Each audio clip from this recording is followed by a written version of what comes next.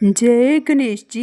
जय श्री कृष्ण। दर्शकों, आज मैं आपको सोमवार व्रत कथा सुनाऊंगी। आप ध्यान से सुनिए। किसी नगर में एक धनी व्यापारी रहता था।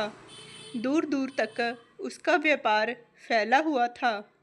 नगर के सभी लोग उस व्यापारी का सम्मान करते थे।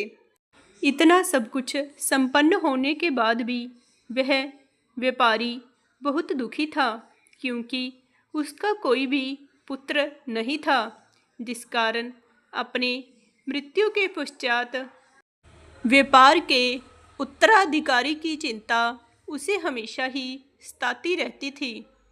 पुत्र प्राप्ति की इच्छा से व्यापारी प्रत्येक सोमवार भगवान शिव जी की व्रत व पूजा किया करता था और शाम के समय शिव मंदिर में जाकर शिव जी के सामने घी का दीपक जलाया करता था।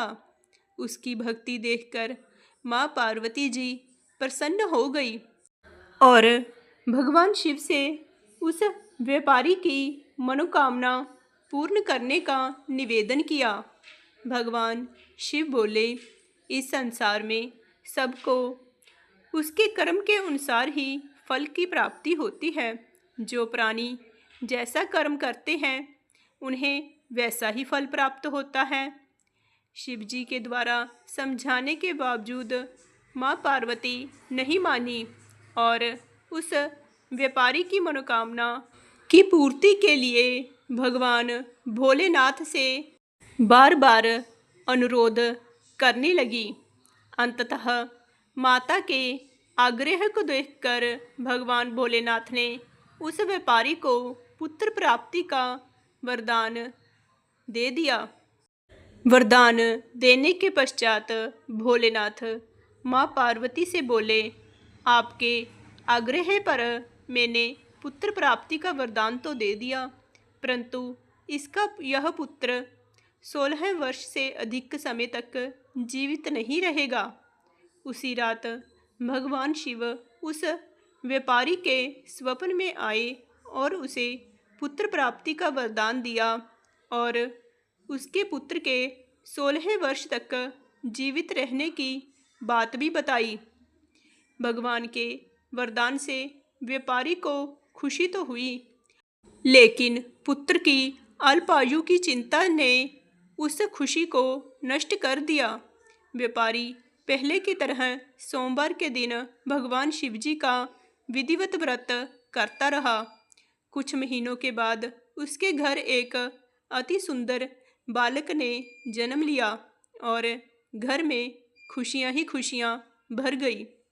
बहुत धूमधाम से पुत्र जन्म का समारोह मनाया गया, परंतु व्यापारी को पुत्र जन्म की अधिक खुशी नहीं हुई, क्योंकि उसे पुत्र की अल्प आयु के रहस्य का पता था।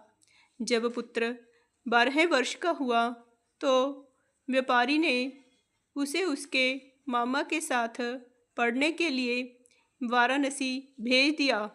लड़का अपने मामा के साथ शिक्षा प्राप्ति हेतु चल दिया। रास्ते में जहाँ भी मामा भांजे विश्राम हेतु रुकते, वहीं यज्ञ करते और ब्राह्मणों को भोजन कराते। लंबी यात्रा के बाद मामा भांजे एक नगर में पहुँचे। उस दिन नगर के राजा की कन्या का विवाह था, जिस कारण पूरे नगर को सजाया गया था।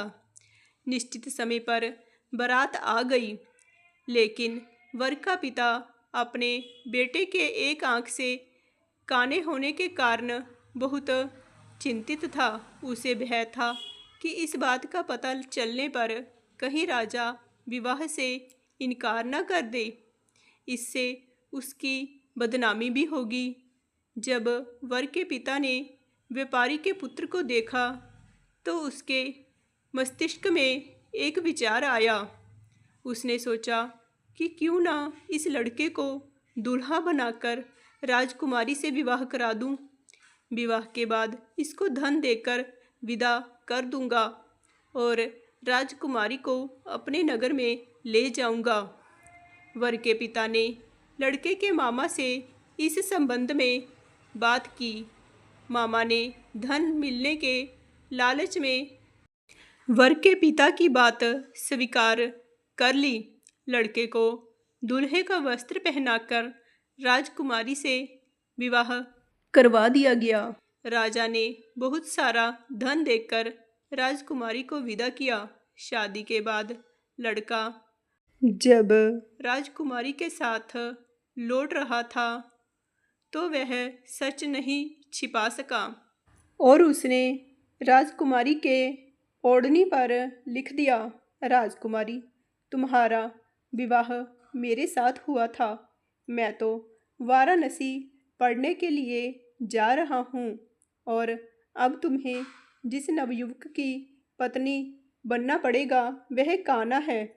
जब राजकुमारी ने अपनी ओढ़नी पर लिखा हुआ पढ़ा तो उसने काने लड़के के साथ जाने से इनकार कर दिया। राजा को जब ये सब बातें पता लगी तो उसने राजकुमारी को महल में ही रख लिया।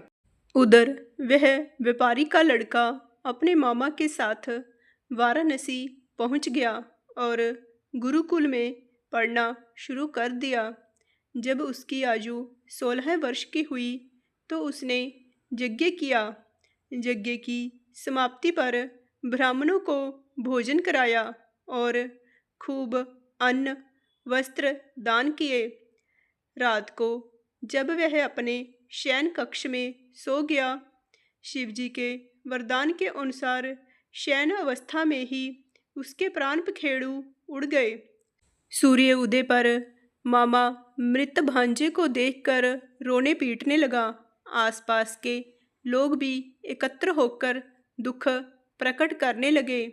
लड़के के मामा के रोने और विलाप करने के स्वर समीप से गुजरते हुए भगवान शिव और माता पार्वती ने भी सुने। माता पार्वती ने भगवान शिवजी से कहा, हे प्राणनाथ, मुझसे इसके रोने के स्वर सहन नहीं हो रहे। आप इस व्यक्ति के कष्ट को दूर अवश्य करें। भगवान शिवजी ने माता पार्वती के साथ अदृश्य रूप में समीप जाकर देखा तो भोलेनाथ माता पार्वती से बोले, यह तो उसी व्यापारी का पुत्र है जिसे मैंने 16 वर्ष की आयु का वरदान दिया था। अब इसकी आयु पूरी हो गई है। माँ पार्वती ने फिर भगवान शिवजी से निवेदन कर उस बालक को जीवन देने का आग्रह किया।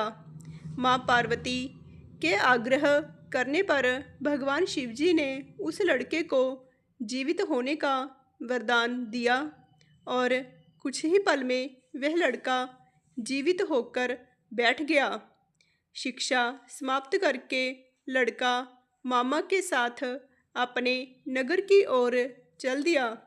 दोनों चलते हुए उसी नगर में पहुँचे जहाँ उसका विवाह हुआ था। उस नगर में भी यज्ञ का आयोजन किया। समीप से गुजरते हुए नगर के राजा ने यज्ञ का आयोजन देखा और उसने तुरंत ही लड़के और उसके मामा को पहचान लिया। यज्ञ के समाप्त होने पर राजा मामा और लड़के को महल में ले गया और कुछ दिन उन्हें महल में रखकर बहुत सा धन वस्त्र आदि देकर राजकुमारी के साथ विदा कर दिया।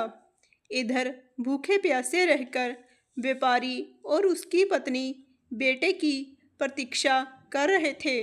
उन्होंने प्रतिज्ञा कर रखी थी कि यदि उन्हें अपने बेटे की मृत्यु का समाचार मिला तो दोनों अपने प्राण त्याग देंगे। परंतु जैसे ही व्यापारी ने अपने बेटे के जीवित वापस लौटने का समाचार सुना तो वह बहुत ही प्रसन्न हुआ। वह अपनी पत्नी और मित्रों के साथ नगर के द्वार पर पहुंचा। अपने बेटे के विवाह का समाचार सुनकर पुत्रवधू राजकुमारी को देखकर उसकी खुशी का ठिकाना ना रहा। उसी रात भगवान शिव ने व्यापारी के स्वप्न में आकर कहा, हे श्रेष्ठी, मैंने तेरे सोमवार के व्रत करने और व्रत कथा सुनने से प्रसन्न होकर तेरे पुत्र को लंबी आयु प्रदान की है। पुत्र की लंबी आयु जानकर व्यापारी बहुत ही प्रसन्न हुआ। शिव भक्त होने तथा सोमवार का व्रत करने से व्यापारी की सभी मनोकामनाएं पूर्ण हुई। इसी प्रकार जो भक्त सोमवार का विधिवत व्रत करते हैं और व्रत कथा सुनते हैं, उनकी सभी मनोकामनाएं पूर्ण होती हैं। जय भोलेनाथ, जय माता पार्वती, जय श्री कृष्ण।